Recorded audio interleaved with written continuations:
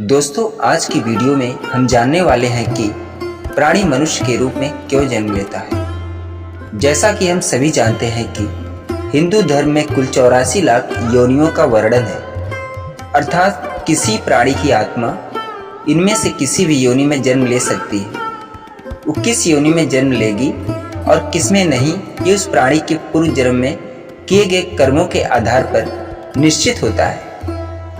इन सभी योनियों में मनुष्य योनि सर्वोत्तम मानी गई है। तो आइए जानते हैं मित्रों कि हम मनुष्य योनि में कब और क्यों जन्म लेते हैं। किंतु इससे पहले हम मनुष्य योनि पर यह जान लेना आवश्यक है कि मनुष्य योनि ना पहली है और ना ही अंतिम, किंतु ये आवश्यक है कि मनुष्य की योनि हमें कई जन्मों के पुण्य कर्मों के संचित प्रभाव से ही मिलती है।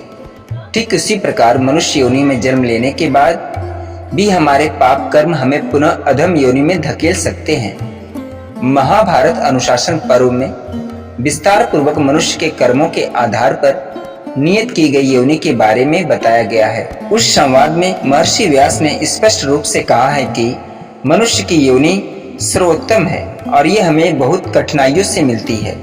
इसलिए हमें सदैव ये ध्यान रखना चाहिए कि हम पहले ही सर्वोत्तम योनि में हैं और हमें उससे भी सर्वोत्तम उत्तम कर्म करने चाहिए। वास्तव में प्राणी मनुष्य योनि में जन्म क्यों लेता है, इसके मुख्य दो कारण हैं। प्रारब्ध का भोग। प्रारब्ध का अर्थ होता है देव अथवा भाग्य। जैसा कि पहले बताया गया है कि मनुष्य अपने पूर्व जन्म के संचित कर्म के कारण भिन्न भिन्न योनि में जाता है। मनुष्य योनि में वो अपने पुण्य कर्मों के कारण आता है। वास्तव में जब प्राणी अपने प्रारब्ध के फल को भोगते हुए उस सीमा पर पहुंचता है जब वो एक जीवन में मोक्ष को प्राप्त कर सकता हो, तब वो अंततः मनुष्य योनि पाता है। मनुष्य योनि और अन्य योनियों में जो मुख्य अंतर है वो है चेतना का। हम में प्रबल चेतना होती है जो पशु या अन्य योनि में नहीं होती। मनुष्य अपनी चेतना का उपयोग कर अपने प्रारब्ध को बदल भी सकता है।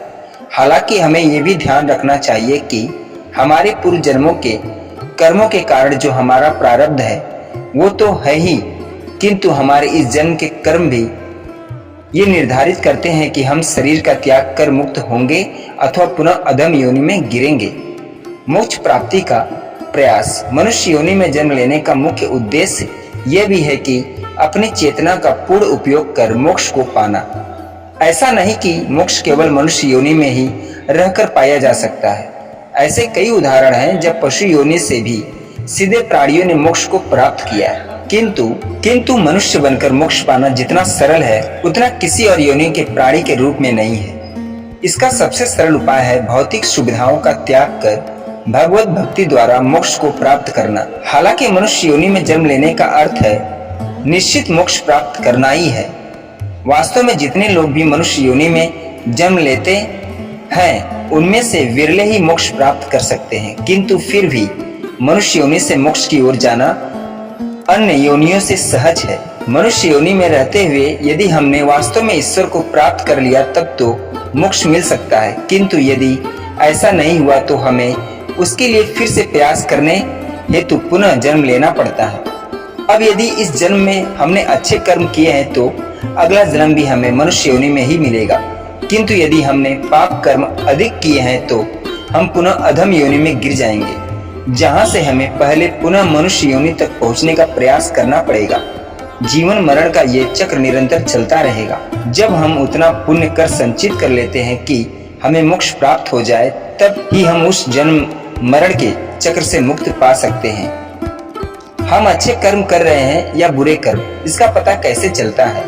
वास्तव में हमारे सभी कर्मों के कुल 14 साक्षी होते हैं। सूर्य, अग्नि, आकाश, वायु, इंद्रियां, चंद्रमा, संध्या, रात, दिन, दिशाएं, जल, पृथ्वी, काल और धर्म। इनमें से सूर्य रात्रि में और चंद्रमा दिन में नहीं रहते, अग्नि में सदैव नहीं रहती, उसी प्रकार रात, दिन एवं संध्या भी हर समय नहीं रहती। तो इन 14 साक्षियों में 6 हर समय उपस्थित नहीं रहते, तो उनमें से हमारे कुछ कर्म छूट सकते हैं, किंतु बाकी 8 आकाश, वायु, इंद्रियां, दिशाएं, जल, पृथ्वी, काल और धर्म ये हर समय उपस्थित रहते हैं हमारे साथ। जिनसे कुछ भी छूटना नामुमकिन है। इसलिए प्राणियों को कभी भी पाप कर्म करते समय ये नहीं समझना चाहिए कि उस समय उन्हें कोई भी नहीं देख रहा। वास्तव में इन 8 साक्षियों से हमारे कोई कर्म बच नहीं सकते। मनुष्य के पश्चात आत्मा की गति किस प्रकार निर्धारित होती है? मनुष्य के पश्चात प्राणी की मुख्यतः 2 गतिविधियां बताई गई हैं। अगति, इस गति में मनुष्य को मोक्ष नहीं मिलता और उसे पुनः जन्म लेना पड़ता है। अगति मुख्यतः 4 प्रकार की होती है। क्षीणोदर्क, इसमें जीव पुण्यात्मा बनकर पुनः मृत्यु लोक में जाता है और भगवत भजन में अपना जीवन बिताता है। भूमोदकर, इसमें जीव सुखी और ऐश्वर्यशाली जीवन प्राप्त करता है। अगति, इसमें जीव मनुष्य योनि से नीचे अर्थात अधम योनि, पशु इत्यादि में चला जाता है। दुर्गति, इसमें प्राणी सबसे निकृष्ट योनि कीड़े मकोड़े को प्राप्त होता है। गति, इसमें जीव को अपने कर्मों के अनुसार किए गए किसी एक लोक में जाना होता है। ये लोक भी 4 हैं। ब्रह्मलोक, ये सर्वोत्तम लोक है जहाँ केवल सिद्ध व्यक्ति जिन्हें सच्चे मन से भगवान का ध्यान किया वही जा सकता है। ये सर्वोच्च लोक है जो मोक्ष के सबसे निकट है। दूसरा है देवलोक। यहाँ सच्चरित्र एवं पुण्य कर्म करने वाले व्यक्ति जाते हैं। उन्हें देवताओं का सानिध्य प्राप्त होता है। इसे ही स्वर्ग भी कहा जाता है। तीसरा है पितृलोक। सामान्य व्यक्ति जिनका पुण्य कर्म उनके पाप कर्म से अधिक है अपने पितरों के पास इस लोक में जाते हैं। चौथा है नरक लोक। पाप कर्म करने वाले व्यक्ति को सबसे निकृष्ट नरक लोक प्राप्त होता है जहां उन्हें अनेक कष्ट भोगने पड़ते हैं। इन 4 लोकों में जाने के लिए 3 मार्ग होते हैं। अर्ची मार्ग ब्रह्मलोक एवं देवलोक जाने के लिए, धूम मार्ग पितृलोक जाने के लिए। ऐसी मान्यता है कि सूर्य की असंख्य किरणों में अमा नाम की एक किरण होती है जिसके माध्यम से प्राणी पितृलोक जाते हैं और पितृ पृथ्वी लोक आते हैं। उत्पत्ति विनाश मार्ग नरक लोक जाने के लिए तो हम सभी को ईश्वर का ध्यान करना चाहिए कि हमने मनुष्य योनि में जन्म लिया है। इस सर्वश्रेष्ठ योनि का लाभ उठाते हुए हमें भी मोक्ष प्राप्त करने का प्रयास करना चाहिए। तो दोस्तों, ये थी प्राणी के मनुष्य के रूप में क्यों जन्म लेता है इसकी कथा। तो दोस्तों, ये कहानी कैसी लगी कमेंट में जरूर बताइएगा। अगर वीडियो अच्छी लगी हो तो चैनल को लाइक शेयर सब्सक्राइब जरूर करिएगा। पूरा वीडियो देखने और सुनने के लिए धन्यवाद।